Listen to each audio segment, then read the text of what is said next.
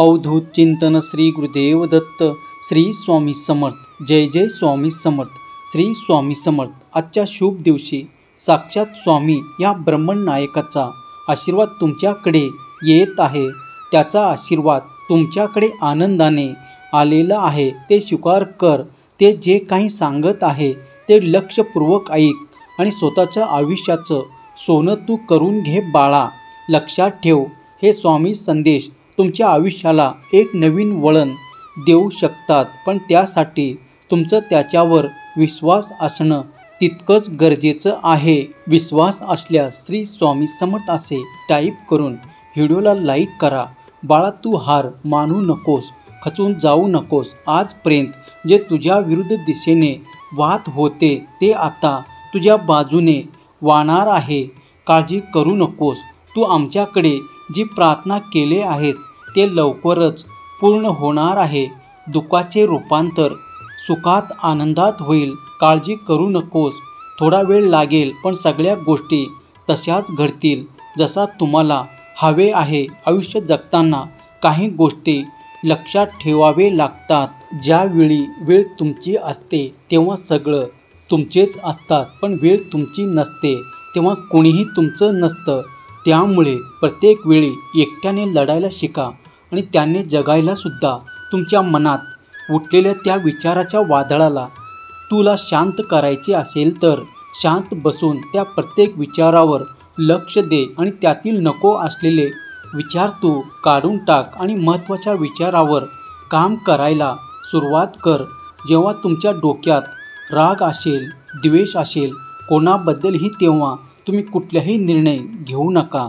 नेहमीच तो चुकीचा होतो। कधीही शांत डोक्याने निर्णय घ्या। कधीच पश्चाताप करण्याची वेळ येणार नाही। तुमच्या आयुष्याच्या काही गोष्टी घडल्या त्या घडण्यातही तुमचं भलं होत आहे ते आता तुम्हाला नाही समजणार, पण वेळ आल्यावर नक्कीच तुम्हाला अनुभव येईल की तुमचे स्वामी तुमच्यासाठी काय नियोजन करत आहे ते। विश्वास असल्यास स्वामी आई मी तुझं बाळ असे टाईप करा आणि आपल्या या चॅनलला सबस्क्राईब करा। बाळा, नेहमी आनंदी राहा, कारण आनंद हा पैशाने नाही तर आपल्या समजण्यात आहे। आयुष्य म्हणजे एका दिवसात संपणारी गोष्ट नाही, पण रोज सकाळी लवकर उठल्यावर आपल्याला कोणी आनंदाचा डोस टोचणार सुद्धा नाही। आनंद हा स्वतः निर्माण करायचा असतो, तो कोणी तुम्हाला बाहेरून आणून देणार नाही। पण हे करायचं कसं? काही जण म्हणतात पैसा आलं की सुख येतं, काही म्हणतात लोकांनी कौतुक केलं की आनंद वाटतो, पण मित्रांनो, खरे आनंदाचे गणित वेगळेच आहे। आज आपण अशी काही गोष्ट पाहणार आहोत जी आयुष्यात आनंदी आणि हलका फुलका बनवतील। डोळे उघडणाऱ्या पण पूर्णपणे खऱ्या असणाऱ्या या गोष्टी आनंद तुम्हाला शोधता येईल। त्यामुळे तुम्ही हा संदेश शेवटपर्यंत ऐका आणि आपल्या जवळच्या मित्र परिवाराला तुम्ही शेअर करा। स्वतःच्या आयुष्याची दुसऱ्याची तुलना करायचं तुम्ही बंद करा। तुलना ही आनंदाची मोठी शत्रू आहे। त्याच्याकडे मोठे गाडी आहे, माझ्याकडे नाही, ती खूप सुंदर दिसते, मी नाही, त्याला मोठ्या कंपनीत नोकरी आहे, माझं काहीच नाही। अशा विचारांनी आपण स्वतःचा बट्ट्याबोळ करून घेत असतो। स्वतःचं आयुष्य म्हणजे आपलं स्वतःचं रणांगण। आपल्याला हवं तसं जगायचं, हवं तसं कमवायचं, दुसऱ्याला बघून स्वतःला दुःखी ठेवायचं नाही। जर तुलना करायची असेल तर स्वतःच्या जुन्या परिस्थितीशी करा। आज तू कालच्या तुलनेत चांगला आहेस का हे बघायचं। या जगात कोणीच परिपूर्ण नाही, म्हणूनच दुसऱ्याचा विचार करून स्वतःचा आनंद आपण मारून घ्यायचं नाही। तुलनेच्या नादात स्वतःचं सुख हरवून बसाल तर त्याला जबाबदार आपण स्वतःच असतो। जो स्वतःचं जीवन स्वतःच्या मर्जीने जगतो तोच खरा आनंदी असतो।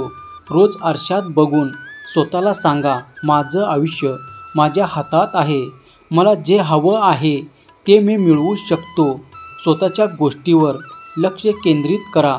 दुसऱ्याच्या गोष्टीकडे बघून मन दुःखी करून घेऊ नका. आहे त्या परिस्थितीत आनंदाने जगायचं शिका. तक्रारी करायचं बंद करून द्या. काही लोक रोज देवाकडे तक्रार करत बसतात. मला हे मिळालं नाही, मला ते मिळालं नाही, याला एवढे मिळालं, त्याला एवढं मिळालं. अरे बाबा, थोडा तरी समाधान बाळग. जग कोणासाठीच परफेक्ट नाही. स्वतःच्या हातात आहे ते स्वीकार करा आणि त्यातून जास्तीत जास्त चांगलं घ्या. वाईटाला सोडून द्या. ज्याच्याकडे कमी आहे पण त्याने त्यात समाधान मानला तरच तो कायम आनंदी राहू शकतो. विश्वास असल्यास गॉड इज ग्रेट असे टाईप करा आणि हा संदेश आपल्या प्रियजनांना शेअर करा. बाळासारखा टेन्शनमध्ये राहणारा, तक्रारी करणारा, चिंता करणारा माणूस स्वतःला दुःखी करत असतो आणि तो दुसऱ्यांनासुद्धा वैताग आणतो. तक्रार करणाऱ्यांना कोणीही फार काळ सोबत ठेवत नाही, कारण ते सतत नकारात्मकता पसरवत असतात. समस्या प्रत्येकाकडे असतात पण त्यांना जिंकून पुढे जावे लागते. ज्या सुखासाठी तुम्ही पैसा कमवत आहात ते सुख पैशाच्या धावपळीत विसरून चालणार नाही. पैसा कमवताना स्वतःच्या आरोग्याची आणि मानसिक शांतीची किंमत तुम्ही मोजू नका. जेव्हा पैशाची हाव सुटते तेव्हाच नेमकी खरी आनंदी माणसं दिसायला लागतात. तुमच्याकडे किती आहे यापेक्षा तुम्ही त्याचा किती आनंद घेत आहात हे जास्त महत्त्वाचं. आज का लोक इतके व्यस्त झाले आहेत की नात्यामध्ये संवाद राहिलेला नाही. सोशल मीडियावर हसणाऱ्या खऱ्या आयुष्यात मात्र एकटे असतात. यशस्वी लोक केवळ कामाच्या मागे लागत नाही तर ते आपल्या माणसांनासुद्धा जपत असतात. पैशापेक्षा नाती जपली की आयुष्य अगदी सुखमय आनंदी होतं.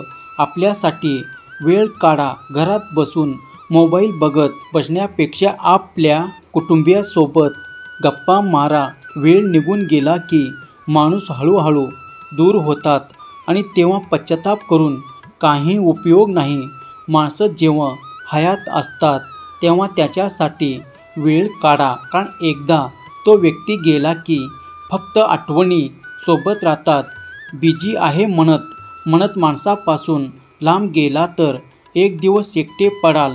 आयुष्यात पैसा पुन्हा मिळतो पण नात्यामध्ये तडा गेल्यावर ते पुन्हा पूर्वीसारखे होतातच असे नाही. स्वतःच्या जवळच्या लोकांसाठी वेळ काढा म्हणजे जगण्यासाठी आनंद शोधणं. स्वामी भक्त हो. आजचा हा स्वामी संदेश तुमच्यासाठी अशा पद्धतीचा होता. तुम्हाला कसा वाटला आजचा हा स्वामी संदेश हे कमेंट करून नक्की सांगा. आणि असेच नवनवीन स्वामी संदेश जाणून घेण्यासाठी आपल्या या भक्तिमय चॅनलला सबस्क्राईब करा आणि पुन्हा भेटूया नवीन स्वामी संदेश घेऊन. तोपर्यंत स्वस्त राहा, मस्त राहा आणि आपले स्वामी संदेश ऐकत राहा. श्री स्वामी समर्थ. जय जय स्वामी समर्थ. धन्यवाद.